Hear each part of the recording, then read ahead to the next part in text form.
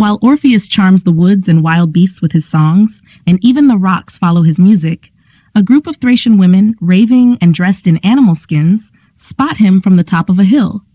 One of them, tossing her hair in the wind, shouts, "Look, there's the one who disrespects us," and hurls her spear at the melodious mouth of Apollo's bard.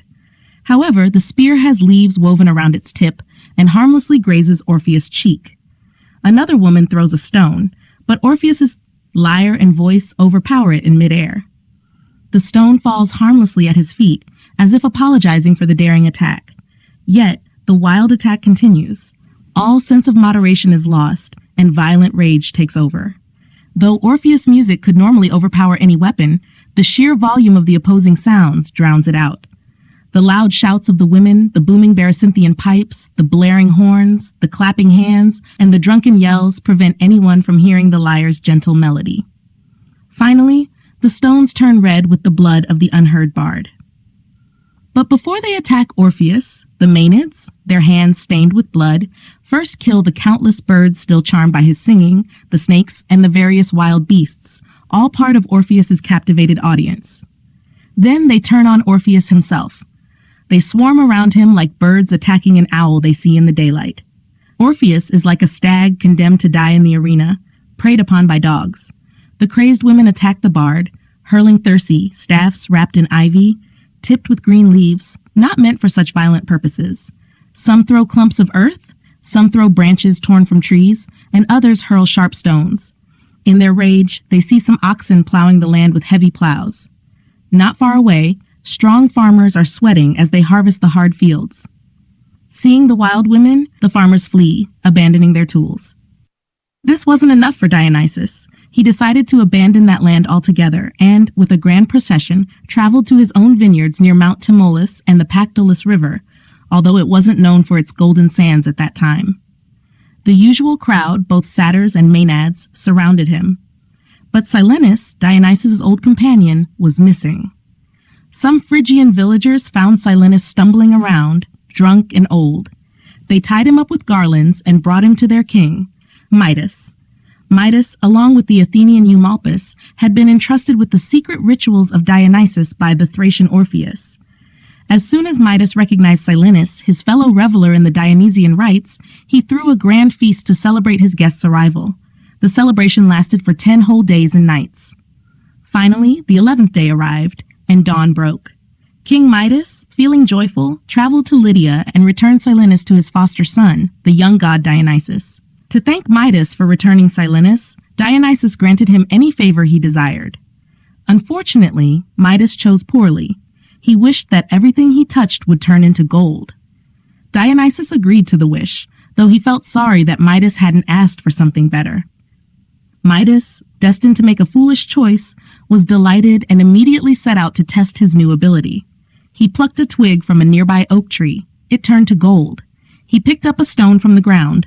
Gold again. He even touched a clod of earth, and it transformed into a lump of gold. He picked some dry ears of corn, golden corn. He grabbed an apple from a tree. It looked like something straight from the mythical garden of the Hesperides. He even touched the doorpost, and it gleamed with gold. He picked some dry ears of corn, golden corn. He grabbed an apple from a tree. It looked like something straight from the mythical garden of the Hesperides. He even touched the doorpost, and it gleamed with gold.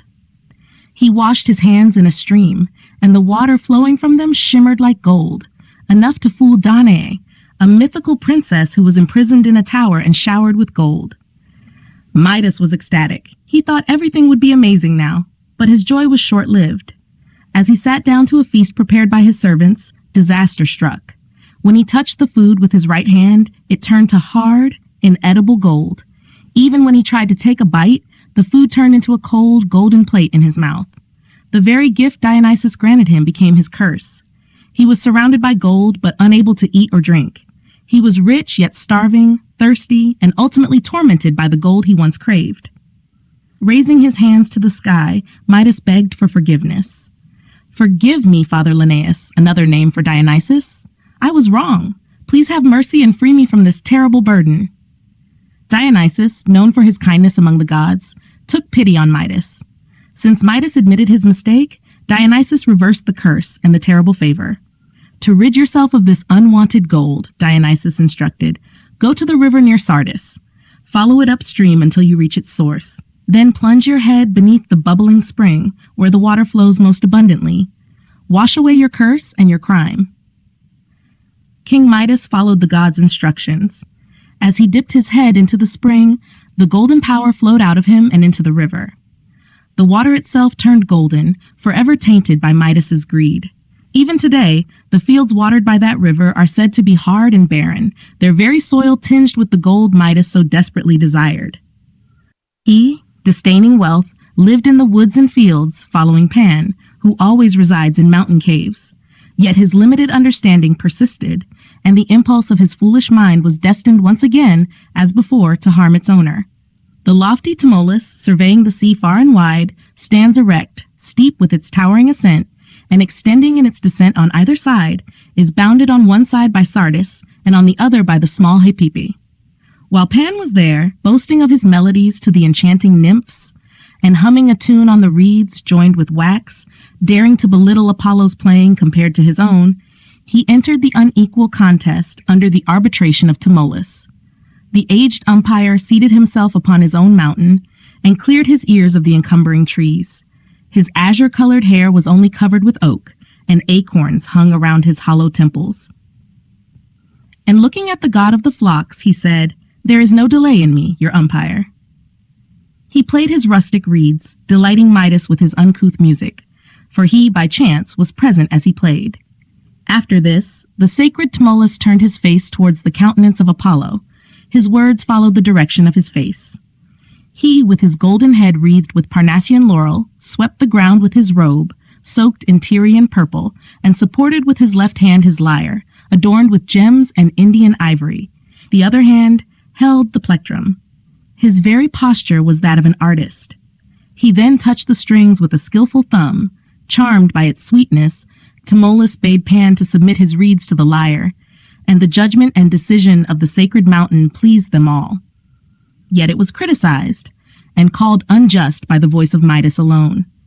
But the Delian god did not allow his foolish ears to retain their human shape, but stretched them out to a great length, filled them with gray hairs, made them unsteady at the lower part, and gave them the power of moving. The rest of his body was that of a man. In one part alone was he condemned to punishment, and he assumed the ears of the slow-moving ass. Indeed, he concealed them, and tried to veil his temples, burdened with this foul disgrace, with a purple turban. But a servant, who was accustomed to cut his long hair with steel scissors, saw it, who, when he dared not disclose the disgraceful thing he had seen, though eager to publish it, and yet could not keep it secret, retreated, dug up the ground, and disclosed, in a low voice, what kind of ears he had seen on his master, and whispered it to the upturned earth. And then he buried this discovery of his voice with the earth thrown back in, and, having covered up the ditch, departed in silence. There, a grove, thick with quivering reeds, began to rise, and as soon as it reached maturity, after a full year, it betrayed its planter. For, moved by the gentle south wind, it repeated the words buried there, and disclosed the ears of his master.